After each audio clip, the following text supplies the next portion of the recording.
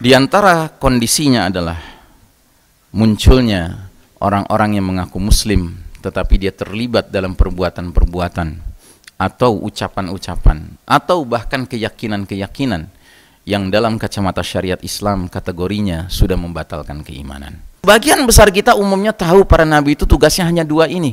Padahal di ayat ini jelas sekali Allah mengatakan ada tugas ketiga yang sebagian besar kita nggak paham tugas ketiga ini. Apa itu tugas ketiga kata Allah Ta'ala? Karenanya saudaraku rahimakumullah, kalau kita perhatikan kenapa umat manusia sekarang kacau, karena pada hakikatnya Bismillahirrahmanirrahim. Assalamualaikum warahmatullahi wabarakatuh. Innal hamdalillah nahmaduhu wa nasta'inuhu wa nastaghfiruh wa na'udzu billahi min shururi anfusina wa min sayyiati a'malina. May yahdihillahu fala mudilla lahu wa may yudlilhu falan tajida lahu waliyyan mursyida. Ashhadu an la ilaha illallah wahdahu la syarika lah wa ashhadu anna Muhammadan abduhu wa rasuluhu la nabiyya ba'dah. Allahumma salli ala Muhammadin wa ala alihi wa ashabihi wa ansarihi wa junudih wa man tabi'ahum bi ihsanin ila yaumiddin. Faya ibadallah, usikum wa iyaya bittaqwallah faqad fazal muttaqun. Wa qala Allah Ta'ala fi kitabihil karim ba'da a'udzu billahi minasyaitonir rajim. Ya ayyuhalladzina amanu taqullaha haqqa tuqatih wa la tamutunna illa wa antum muslimun. Amma ba'd. Sidang Jumat rahimakumullah, ada beberapa hadis yang berbicara tentang nubuwah, berbicara tentang masa depan umat, dan para pengamat akhir zaman mengatakan bahwa hadis-hadis ini sangat cocok menggambarkan kondisi kita hari ini. Di antaranya sebuah hadis riwayat Imam Muslim, Nabi Muhammad sallallahu alaihi wasallam bersabda, "Badiru bil a'mali fitanan kaqita'il lailil muslim." Artinya, bersegeralah kalian beramal sebelum datang suatu masa di mana fitnah itu sangat banyak. Kaqita'il lailil muslim, sehingga dunia menjadi laksana malam yang gelap gulita. Dan di era itu kata Nabi, fenomena yang muncul di tengah umat ini sangat mengkhawatirkan. Beliau melanjutkan hadisnya dengan mengatakan, yusbihur rajulu mu'minan wa yumsi kafiran, aw yumsi mu'minan wa yusbihu kafiran. Di pagi hari seseorang masih beriman, masih mukmin, sore harinya dia menjadi kafir. Atau di sore hari seseorang masih beriman, masih mukmin, tetapi pagi harinya dia menjadi kafir. Jadi jelas Nabi mengatakan pagi beriman, sore kafir, sore beriman, pagi kafir. Nabi tidak mengatakan pagi berbuat amal soleh, sore berbuat amal yang jahat. Bukan. Perbandingannya bukan antara baik dan jahat, antara baik dan buruk. Tapi jelas Nabi mengatakan antara beriman di pagi hari dan kafir di sore hari. Karenanya para ulama mengatakan bahwa dosa itu bertingkat-tingkat. Tetapi dosa yang paling mengkhawatirkan disebut dengan dosa nawaqidul iman, dosa yang bisa membatalkan keimanan. Nah, jadi fenomena yang muncul ketika dunia ini diselimuti oleh fitnah yang begitu banyak, sehingga dunia menjadi gelap gulita, kata Nabi, seperti malam yang gelap gulita. Di antara kondisinya adalah munculnya orang-orang yang mengaku muslim tetapi dia terlibat dalam perbuatan-perbuatan atau ucapan-ucapan atau bahkan keyakinan-keyakinan yang dalam kacamata syariat Islam kategorinya sudah membatalkan keimanan. Na'udzubillahi min dzalik. Salah satu contoh yang paling nyata adalah kasus yang dikatakan para sahabat sebagai al-istihza'u biddin, mengolok-olok agama. Hari ini dengan mudahnya kita temukan orang-orang yang mengaku muslim mengolok-olok agamanya sendiri. Ini adalah perkara yang sangat serius. Jika Anda punya kenalan yang melakukan kebiasaan seperti itu, ajaklah dia bertaubat, meninggalkan kebiasaannya itu. Kenapa? Karena ketika dia terlibat dalam kebiasaan itu, pada dasarnya sejak saat itu batal imannya. Sejak saat itu apapun kebaikan yang dia kerjakan tidak ada nilainya di sisi Allah Ta'ala sebelum dia bertaubat dari dosa yang satu itu. Nah, saudaraku rahimakumullah, di ujung sekali dari hadis tadi, hadis riwayat Muslim tadi, Nabi memberikan sedikit sebab mengapa fenomena ini terjadi. Yabi'u dinahu bi'aradin minad dunya. Orang yang pagi beriman sore kafir itu telah rela menjual agamanya demi mendapatkan kenikmatan dunia. Jadi ini orang-orang yang sudah mengalami kerancuan berpikir sehingga tidak sanggup lagi membedakan mana perkara yang mahal dan mana perkara yang murah. Dia memandang agama itu perkara yang murah, yang dengan ringannya dia rela melepasnya, meninggalkannya.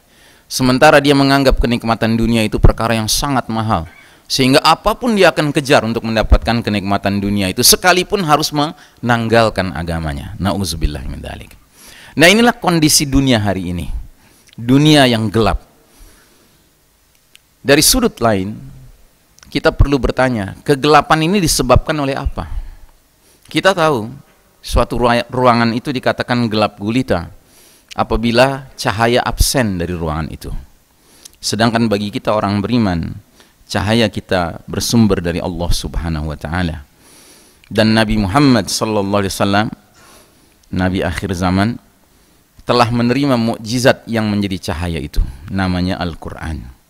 Dan karenanya Allah taala dalam surah Ibrahim ayat pertama berfirman, Alif Lam Ra, Kitabun anzalnahu ilaika litukhrijan nasa minaz zulumati ilan nuri biizni rabbihim ila siratil azizil hamid. Artinya, Alif Lam Ra ini adalah kitab Al-Quran yang kami turunkan kepada engkau Muhammad sallallahu alaihi wasallam agar engkau mengeluarkan manusia dari kegelapan kepada cahaya yang terang benderang dengan izin Rabb mereka, yaitu menuju jalan Allah yang maha perkasa lagi maha terpuji.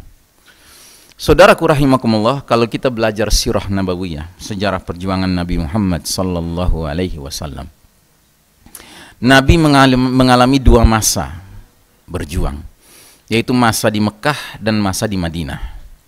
Biasa disebut dengan fatrah Makkiyah dan fatrah Madaniyah, periode Mekah dan periode Madinah. Kondisi Nabi dan para sahabat ketika di Mekah adalah kondisi lemah, sedangkan ketika di Madinah kondisinya kuat. Di Mekah, Nabi dan para sahabat apabila membacakan Al-Quran, bahkan orang-orang musyrik langsung mengeroyoknya, memukuli mereka, karena mereka tidak senang wahyu Allah Ta'ala dibacakan di depan umum. Nah, dengan adanya ayat ini, Nabi dan para sahabat sadar sesadar-sadarnya bahwasanya justru cahaya Al-Quran itu harus bersinar, dia harus ditegakkan sedemikian rupa agar kerusakan masyarakat itu bisa dihilangkan. Begitu juga dengan kita sekarang.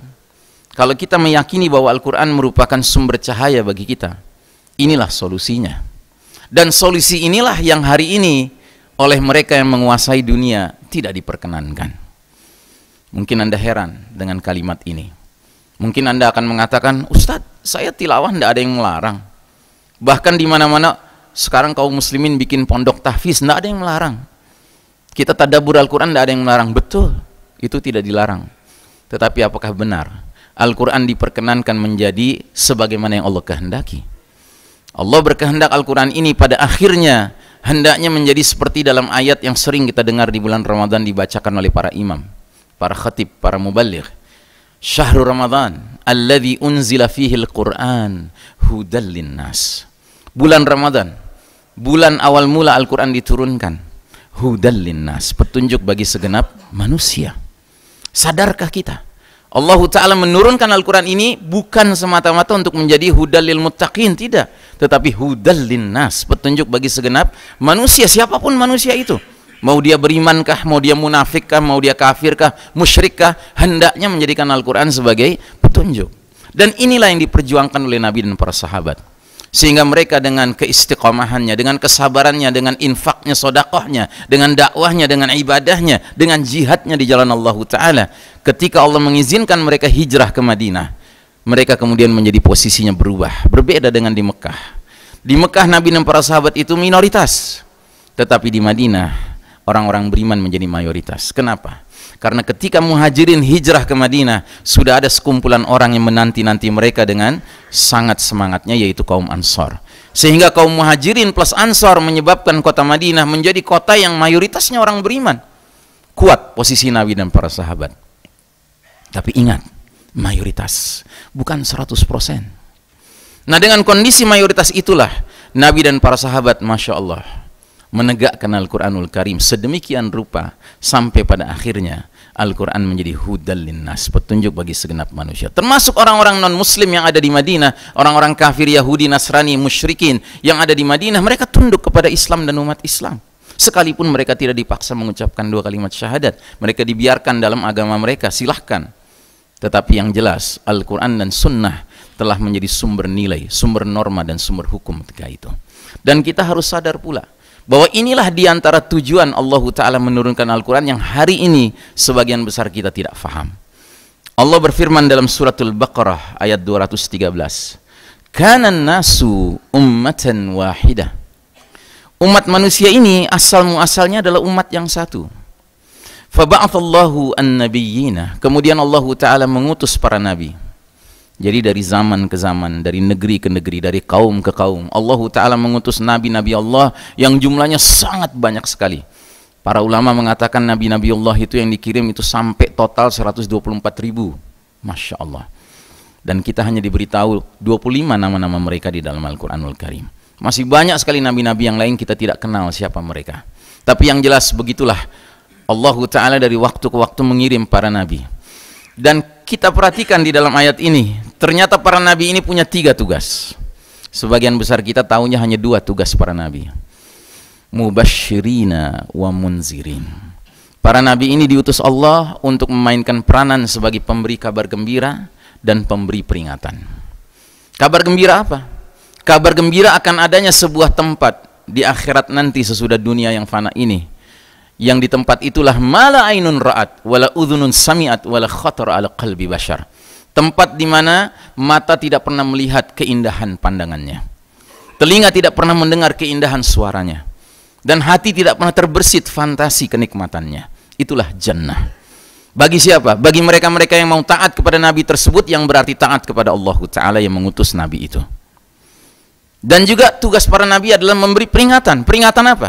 Peringatan akan adanya satu tempat di akhirat nanti setelah dunia yang fana ini, di mana di tempat itu digambarkan oleh Allah Ta'ala, la yamutu fiha wa la yahya. Manusia dikatakan hidup tidak, dikatakan mati tidak, sengsara terus menerus, penderitaan dan siksaan terus menerus. Wa na'udzubillahi min dzalik, neraka. Bagi siapa? Bagi orang-orang yang durhaka kepada nabi itu, yang berarti durhaka kepada Allah yang mengutus nabi itu. Nah, sebagian besar kita umumnya tahu para nabi itu tugasnya hanya 2 ini. Padahal di ayat ini jelas sekali Allah mengatakan ada tugas ketiga yang sebagian besar kita nggak paham tugas ketiga ini. Apa itu tugas ketiga? Kata Allah Ta'ala, wa anzala ma'ahumul kitaba bil haqqi liyahkuma bainan nasi fi makhtalafu fihi. Bersama para nabi-nabi itu, kata Allah Ta'ala, Allah turunkan sebuah kitab yang hak, yang benar. Tugasnya apa? Kitab ini fungsinya apa? Untuk memutuskan perkara dalam hal-hal yang umat manusia perselisihkan. Jadi saudaraku rahimakumullah, ada satu fungsi dari Al-Quran yang hari ini tidak dibenarkan untuk dijadikan fungsi itu berperan, yaitu fungsi sebagai kitab hukum. Karenanya saudaraku rahimakumullah, kalau kita perhatikan kenapa umat manusia sekarang kacau, karena pada hakikatnya hukum Allah Ta'ala ditinggalkan. Dan kalaulah yang meninggalkan itu kaum kafir, itu wajar Pak. Tetapi cilakanya hari ini yang mengaku muslim pun tidak memandang bahwa Al-Quran, Allah dan hukumnya adalah solusi. Aqulu qawli hadza fastaghfirullah li wa lakum innallaha huwal ghafurur rahim. Ya salli wa sallim